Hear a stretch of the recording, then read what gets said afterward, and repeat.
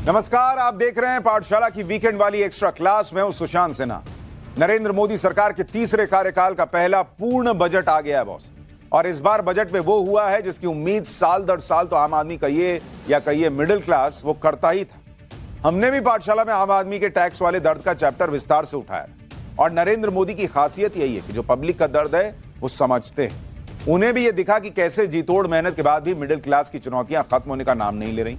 एक दिन में वो न जाने कितनी चीजों पर जीएसटी भर देता है और उसके बाद इनकम टैक्स अलग। इस बार के बजट में लगता है आम आदमी की सुन ली, बड़ी राहत मिली। अब कोई सवाल पूछ सकता है कि राहत सिर्फ गणित भर है या सच में कुछ राहत मिलेगी, क्योंकि मिडिल क्लास इतना उपेक्षित तबका है कि उसके साथ कुछ अच्छा भी हो जाए ना तो उसको भरोसा जल्दी नहीं होता है। तो आज बजट 2025 के हर पहलू पर बात करूंगा पाठशाला की इस एक्स्ट्रा क्लास में, लेकिन शुरुआत इस रिपोर्ट से।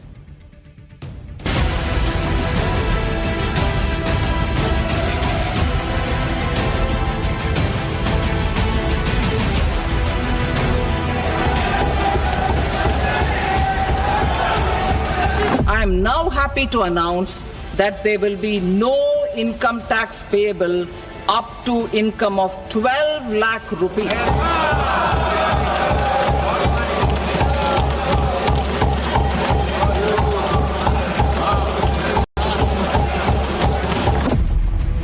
ये हर भारतीय के सपनों को पूरा करने वाला बजट है।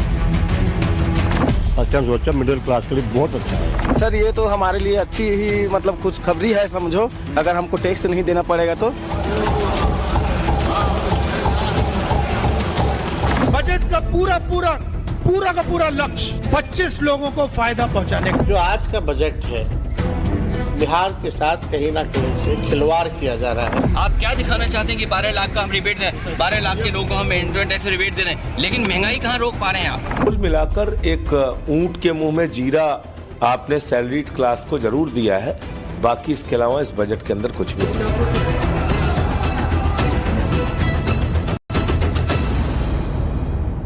I propose to revise tax rate structures as follows: 0 to 4 lakh rupees nil, 4.8 lakh rupees to 4 to 8 lakh rupees 5%, 8 to 12 lakh rupees 10%, 12 to 16 lakh rupees 15%, 16 to 20 lakh rupees 20%, 20 to 24 lakh rupees 25%, and above 24 lakh rupees 30%.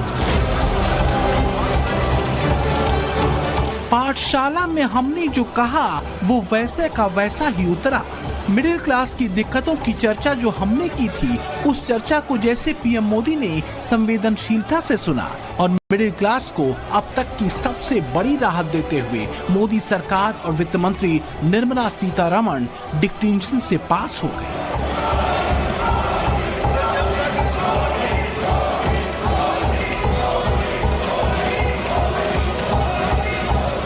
अगर हम middle class के point of view से देखेंगे फिर तो बहुत ही अच्छा budget है, क्योंकि 12 लाख रुपया के तक कोई टैक्स नहीं है और अगर आप सैलरीड हैं तो स्टैंडर्ड डिडक्शन मिलाकर 1275 हो जाता है, तो 1275 तक कोई टैक्स नहीं है। तो मेरे व्यू पॉइंट से तो बहुत बढ़िया बजट, बहुत बढ़िया। जैसे इंडिया में जो इन्फ्लेशन रेट 5.2% से इंक्रीज किया इस बार, तो उस हिसाब से अगर मिडिल क्लास को 12 लाख तक की मतलब छूट मिल रही है तो काफी सही है। फर्स्ट टाइम सोचा मिडिल क्लास के लिए बहुत अच्छा है।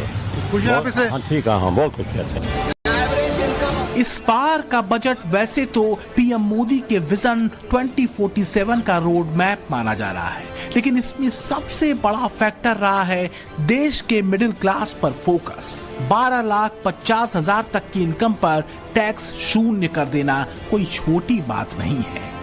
ये एक बड़ी राहत है जिसकी उम्मीद हर बजट में मिडिल क्लास करता रहा था, लेकिन राहत सिर्फ मिडिल क्लास के लिए नहीं बल्कि कई स्तरों पर देश के लोगों को बजट में मिली है, जिसमें मिडिल क्लास तो है ही, महिलाएं, बुजुर्ग, युवा, किसान और व्यापारी भी हैं, जिन पर इस बार के बजट में फोकस किया गया है ताकि उनका भविष्य आर्थिक रूप से और बेहतर हो। इस सब के बावजूद लंबे समय बाद नौकरी पेशा लोगों को एक तरह से उनकी तपस्या का फल मिला है, टैक्स स्लैब में बड़ी छूट के रूप में। यही वजह है कि इस बार के बजट को टैक्स क्रांति का बजट तक कहा जा रहा है। इस बजट में 12 लाख रुपए तक की आय को टैक्स से मुक्त कर दिया गया है। सभी आय वर्ग के लोगों के लिए टैक्स में भी कमी की गई है। इसका बहुत बड़ा फायदा हमारे मिडिल क्लास को, नौकरी पेशे करने वाले, जिनकी आय बंधी हुई है, ऐसे लोगों को, मिडिल क्लास को इससे बहुत बड़ा लाभ होने वाला है। इधर मिडिल क्लास को मिली राहत के बाद तो विपक्ष जैसे सन्नाटे में ही चला गया। सरकार के हर बड़े फैसले या फिर काम में मीन मेघ निकालने वाले विपक्ष को जैसे सांप सूंघ गया। बजट पर नेता प्रतिपक्ष राहुल गांधी से जब सवाल पूछा गया तो क्या हुआ, देखिए। So what do you have to say about the budget, sir? तो नेता प्रतिपक्ष राहुल गांधी से मीडिया बजट पर रिएक्शन मांगती रही और वो अपनी कार में बैठे और निकल लिए। इस बार मिडिल क्लास के लिए मोदी सरकार ने अपना पिटारा क्या खोला, विपक्ष की लाइन लेंथ ही गड़बड़ा गई। एक दिन पहले राहुल गांधी अपनी जाति वाली राजनीतिक लाइन को बजट का संदर्भ लेते दिल्ली के चुनावी मंच से समझा रहे थे। कल आपको दिखेगा फाइनेंस मिनिस्टर जाएंगी ब्रीफकेस लेकर, वहां पे फोटो आएगी, फोटो देखना, फोटो में आपको एक दलित नहीं दिखेगा, एक आदिवासी नहीं दिखेगा, एक पिछड़े वर्ग का व्यक्ति नहीं दिखेगा, एक माइनॉरिटी नहीं दिखेगा। लेकिन देश की वित्त मंत्री ने जाति वाली लाइन देकर नहीं बल्कि हर नौकरी पेशा और आम भारतीय को बड़ी राहत अपने बजट में दी। तो क्या यही वजह रही कि विपक्ष के नेताओं को रिएक्शन देते नहीं बना? बजट पर सारी टिप्पणियां और टीकाएं किंतु परंतु के ब्रैकेट में ही रहीं। सैलरीड क्लास को वोट ये देने का मतलब है कि आप वोटर्स पर नजर रख रहे हैं, इसलिए मैंने कहा चुनावी बजट है। ये तो बहुत पहले से हमारी मांग थी, एक्सपेक्टेशन थी कि सैलरीड क्लास को बढ़ना चाहिए। वहां पे वो 5 लाख और 7 लाख और 10 लाख हम लोग तो कह ही रहे थे, 15 लाख कम से कम होना चाहिए, चलो 12 लाख हुआ। जिस तरीके से नए टैक्स स्लैब्स ने ज्यादा कमाई हर व्यक्ति के हाथ में बचे, इस सोच के साथ इन स्लैब्स को तैयार किया गया है, तो मैं मानता हूं कि ओवरऑल ये एक बहुत ही खूबसूरत और मजबूत बजट। विपक्षी टिप्पणियां अपनी जगह, लेकिन सच यह है कि 12,75,000 रुपए की सालाना इनकम तक टैक्स को शून्य कर देने का मतलब क्या है, ये मिडिल क्लास से बेहतर और कोई नहीं समझ सकता। खास बात यह है कि मिडिल क्लास और गरीब तबके को लेकर कुछ समय पहले तक जो कांग्रेस टैक्स टेररिज्म का जुमला गढ़ते सरकार को कोस रही थी, अब वही सन्नाटे में जा चुकी है। और मध्यम वर्ग को तो टैक्स टेररिज्म, और अमीर लोगों को उन्होंने जो वायदा किया था देने का, तो 2-4 लोगों के लिए उनका वायदा था, वो कर रहे हैं, लेकिन गरीबों के लिए और मध्यम वर्ग के लिए, पिछड़ों के लिए कुछ नहीं। तो एक दिन पहले राष्ट्रपति के भाषण के बाद मिडिल क्लास के नाम पर जो कांग्रेस सरकार पर तंज कर रही थी, फिलहाल वो मौन है। बजट 2025 ने कई स्तरों पर देश के लोअर और मिडिल क्लास को राहत देने की कोशिश की है। मसलन अब 12 लाख तक की कमाई पर कोई टैक्स नहीं लगेगा। टीडीएस की सीमा 10 लाख रुपए तक कर दी गई है। 4 साल तक अपडेटेड आईटीआर आप भर सकते हैं। किराया आमदनी पर टीडीएस छूट 6 लाख रुपए हो गई है। कैंसर की दवाएं, मेडिकल उपकरण सस्ते हुए हैं। मोबाइल फोन और ई कारें सस्ती होंगी। लेड और एलसीडी टीवी सस्ती होगी। लिथियम आयन बैटरी सस्ती होगी। 1 लाख करोड़ रुपए का अर्बन चैलेंज फंड और 1 लाख अधूरे घर पूरे होंगे। हम सब जानते हैं कि पिछले कुछ सालों से जैसे फाइनेंस मिनिस्टर को क्रिटिसाइज किया जा रहा था, तो एक आम नागरिकों के लिए ये बहुत अच्छा पहल है कि 12 लाख पे ही टैक्स लगेगा।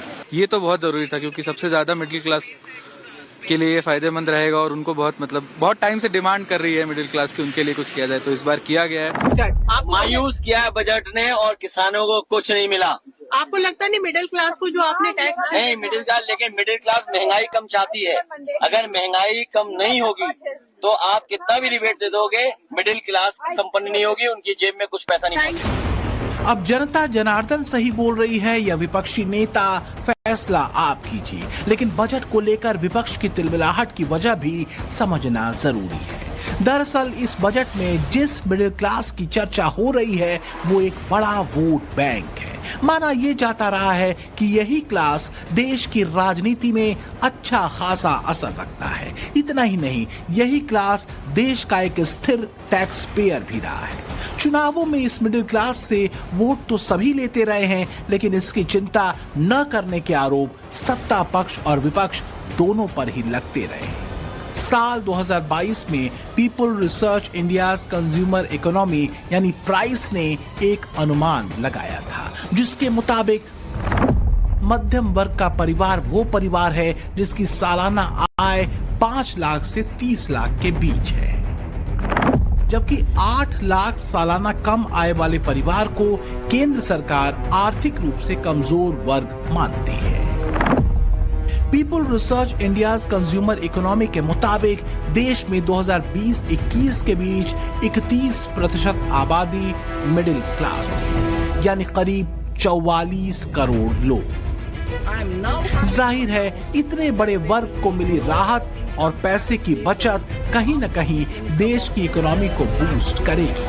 ये वर्ग अपने जीवन को बेहतर करने के लिए पैसे खर्च करेगा। टैक्स से बचे पैसे का इस्तेमाल वो अपने बच्चों के बेहतर एजुकेशन से लेकर अपनी जीवन शैली को ऊपर उठाने तक ही करेगा। किसी भी देश के बेहतर भविष्य के लिए जरूरी है बेहतरीन शिक्षा, स्वास्थ्य और स्ट्रॉन्ग इकोनॉमी। बजट 2025 सिर्फ एक फाइनेंशियल ईयर के खर्चे का लेखा जोखा नहीं, बल्कि भारत के भविष्य के रोडमैप का एक अहम हिस्सा भी है। नई ग्लोबल चुनौतियों को देखते हुए किस तरह के प्रावधान इस बजट में दिखे, ये सवाल बड़ा इंपॉर्टेंट है। ग्लोबल मार्केट की डिमांड के मुताबिक जिस स्किल्ड मैन पावर की बात पीएम मोदी करते हैं, क्या उस प्रोफेशनल तबके को तैयार करने में यह बजट सफल होता दिख रहा है? अब इसको समझते हैं। इसमें कोई शक नहीं कि पीएम मोदी का फोकस भविष्य के भारत पर है। यही वजह है कि इस बार के बजट में युवाओं और महिलाओं के लिए भी खास रोड मैप दिखा और इसमें कुछ स्टेप्स बेहद महत्वपूर्ण हैं। जैसे स्टार्टअप के लिए 10,000 करोड़ रुपए का फंड बनेगा, 500 करोड़ रुपए से 3 AI एक्सीलेंस सेंटर बनेंगे, मेडिकल एजुकेशन में अगले 5 साल में 75,000 सीटें बढ़ेंगी, देश में 23 IIT में 6,500 सीटें बढ़ाई जाएंगी, मेडिकल कॉलेजों में 10,000 सीटें बढ़ेंगी, पीएम रिसर्च फेलोशिप के तहत 10,000 नई फेलोशिप दी जाएगी, देश में ज्ञान भारत मिशन शुरू होगा, 1 करोड़ मैन्युस्क्रिप्ट का डिजिटलाइजेशन होगा, पटना IIT में हॉस्टल सुविधा बढ़ाई जाएगी, make in India make for world को बढ़ावा दिया जाएगा, स्किल बढ़ाने के लिए 5 राष्ट्रीय स्तर के सेंटर बनाए जाएंगे। और इसलिए कहा जा रहा है कि वास्तव में बजट 2025 नए ग्लोबल ऑर्डर में भारत और भारतीयों की भूमिका को मजबूत करने वाला बजट है और इसका सूत्र एक ही है, मोदी का विजन 2047। प्रधानमंत्री मोदी का लक्ष्य है 2047 तक भारत को एक विकसित राष्ट्र बनाने का, लेकिन उससे पहले भारत को 5वें नंबर की अर्थव्यवस्था से आगे 3रे नंबर की अर्थव्यवस्था बनाने का भी टारगेट है। मतलब एक एक स्टेप है जिस पर चलकर भारत को दुनिया के मंच पर शानदार पहचान मिलनी है। वैसे बीते 1 दशक से ज्यादा वक्त से मोदी एरा बहुत कुछ हुआ भी, जिस भारत को दुनिया की 11वें नंबर की अर्थव्यवस्था बनाकर तत्कालीन यूपीए सरकार अपनी पीठ थपथपा दी, वही भारत दुनिया के 5वें नंबर की अर्थव्यवस्था बना तो मोदी राज में।